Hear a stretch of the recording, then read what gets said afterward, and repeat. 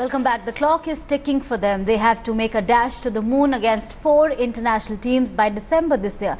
If they succeed, Team Indus will create history by becoming the first ever private enterprise in the world to not only build and land a spacecraft on the moon, but have a rover ride the moon's surface as well.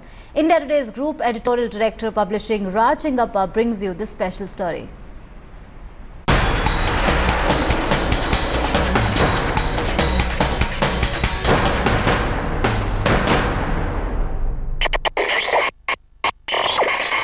Hi, I'm Raj Chengappa in Bangalore at the headquarters of Team Indus, one of the most exciting private space ventures ever to happen in India. Not far from here, Indian Space Research Organization made history in February 2017 when they launched 104 satellites, a record by itself, from our own launch station. Now Team Indus is going to do what no Indian Space Research Organization has done before, which is not only to launch a spacecraft to the moon, but then land it and put a rover or a rover that goes 500 meters. This is part of the Google Lunar X Prize. Team Indus, a bunch of really cocky youngsters, put together just in 4 or 5 years a magnificent project that is already being talked about in their attempt to win that prize, and not only win the prize, but the hearts of millions of Indians if they succeed, because they would be going and doing what no Indian has done before.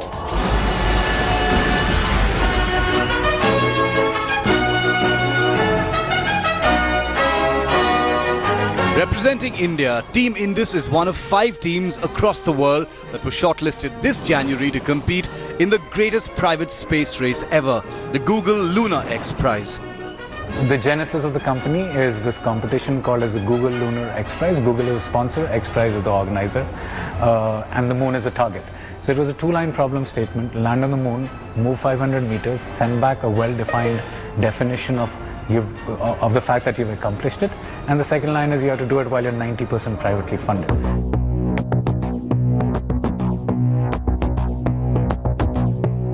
To win the $20 million prize, the teams have to successfully place a vehicle on the moon, travel 500 meters across its surface, and transmit images and videos back to Earth.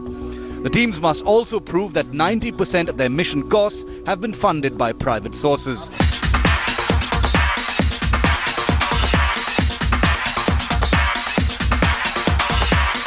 The spacecraft will be launched aboard the Indian Space Research Organization's PSLV from the Satish Dhawan Space Center in Sriharikota later this year. The PSLV, in just 12 minutes from launch, will inject the spacecraft into an orbit of 880 kilometers into 70,000 kilometers around the Earth. The spacecraft will then orbit the Earth 2.5 times. A maneuver called Trans-Lunar Injection, or TLI, follows, which will help the spacecraft escape Earth's gravity and set it in the direction of the moon. PSLV launches us into a highly elliptical orbit. This is the highest apogee PSLV ever will be launching. This is about 800 kilometers. So we will be here, just to give an idea, we would launch from Sriharikota, the Polar Satellite Launch Vehicle, right. Which will carry the spacecraft of Team Indus. Yes. And Team Indus will carry it to Sriharikota. Correct. From there it will be launched. That's right. We'll launch it over here, and then you will reach, it will inject it at what height? 880 kilometers. Up in space? Yes. And 70,000. All right. This is the first time your spacecraft to rotate like this? Like this. You got to tell me, what is the distance from here to here? There's a 380,000 kilometers? No. So the 380,000 kilometers is a direct line of sight. All right. Right? Roughly based on our trajectory, we'd be covering about 10 lakh kilometers. Let me just get this clear. It is, in comparison, if you have to send something, it looks easy. The moon looks so big here, and it looks like, wow, I can just shoot the spacecraft and it will go in a linear direction. But I'm told it is as difficult as putting, one of these 1 rupee coins 25 kilometers away and then taking, sharpshooting it and finding that mark? Is it as difficult as that when you send a spacecraft into this? Actually, it is, because everything in space is tough, because you need to be extremely precise with your calculations, your maneuvers need to be to the nth decimal. It needs to be correct.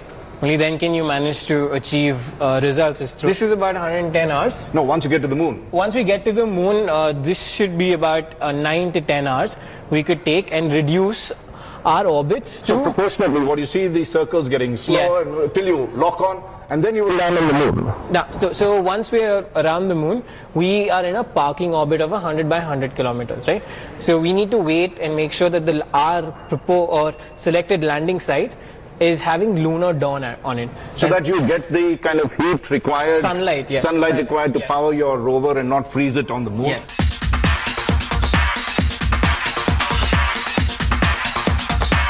At about 100 kilometers from the surface of the moon, the spacecraft will decelerate and perform a maneuver called lunar orbit capture, resulting in it being caught by the moon's gravity and settling into its orbit. Then, to coincide with the lunar dawn, the spacecraft thrusters will be fired to decelerate and decrease the orbit closer to the surface of the moon. The landing site is Mare Imbrium, a vast dusty plain on the moon.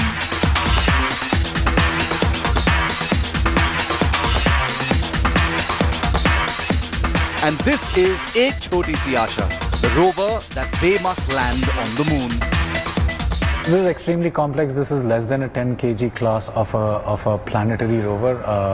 Planetary rovers begin at 10 kgs and go to 20, 30, 40 kgs because you need that kind of electronics on board. You need that kind of traction on board. We didn't have that luxury. Therefore, we had to optimize, super optimize everything, from the electronics to the power system to the wheels to the locomotion. The whole locomotion control system of this rover is completely passive. It doesn't consume any electricity, yet at any given point in time, even if it were going over an obstacle about 20 centimeters tall, all four wheels will be on the ground. So a fair amount of indigenization and improvisation has gone into the design of this rover.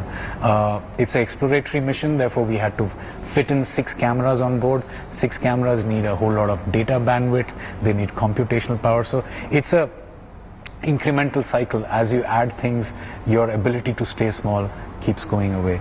This is space, so unlike the phones that we use, we can't really use very small cameras, we can't really use very small chips, so we have to follow certain standards that have been laid out there. So it was an interesting exercise, I think. But having said that, we've got a small team on this with 3 or 4 people, and they've been really at it, and what you see, I think, is the 5th generation.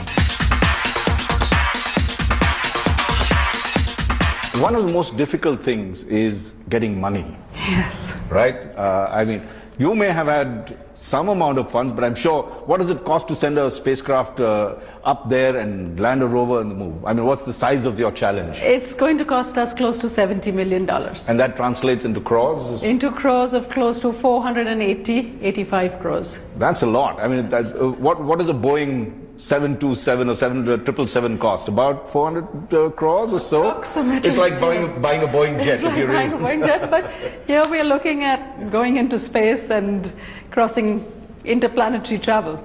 And you won $1 million, yes, right? So that got you what, 6 crores? 6.2 crores, yes. So what have you all been doing to make up this huge gap?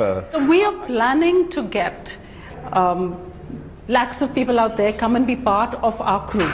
Be called Moonshot Crew, be part of a club, give you an insider's view to what it takes to be a moon mission, to conduct a moon mission, give you experiences that you would not ordinarily go and pay for because you can't access them.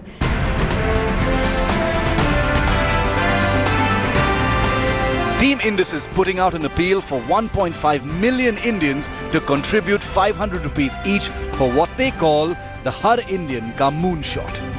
It's not just about the prize money for Team Indus. I think what was most important for us and what allowed us to stick together as a team was a higher meaning, a deeper purpose associated with what you do.